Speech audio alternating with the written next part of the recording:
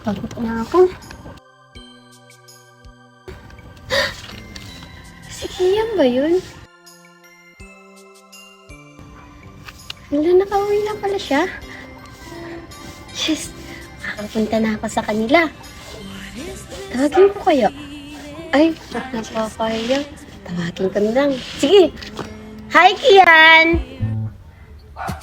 Ako pang binata, puso ko yung nabihag. Wala nang Isang dalagang Pilipina ay nakita kong isang babae. Di ko malimutan ang kanya imahe. Kumain ka na ba? Oo, bakit? Buti pa ikaw. Ako hindi pa. Bakit naman? Kasi hinihintay ko mag-almusal muna bago mag-lunch. Ha?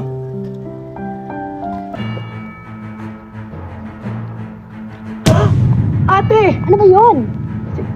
Si Ian at si Bella ba yun? Oh my God! Hoy, Bella! Layuan mo ang future boyfriend ko! Ha? Future? Anong year pa darating? Preset! Bong, gawin mo na ang plano natin. Kahit ano.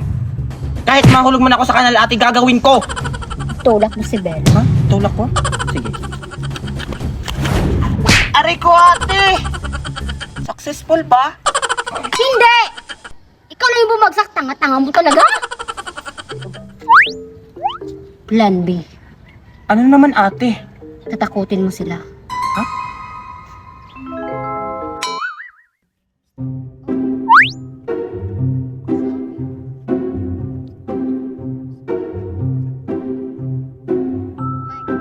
Boom! Wala ka! Aray ko.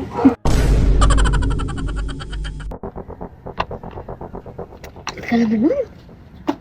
Oh, sino pala? Ano? Natakot mo ba? Ate, natampal ako. Ay, baka tanga mo talaga.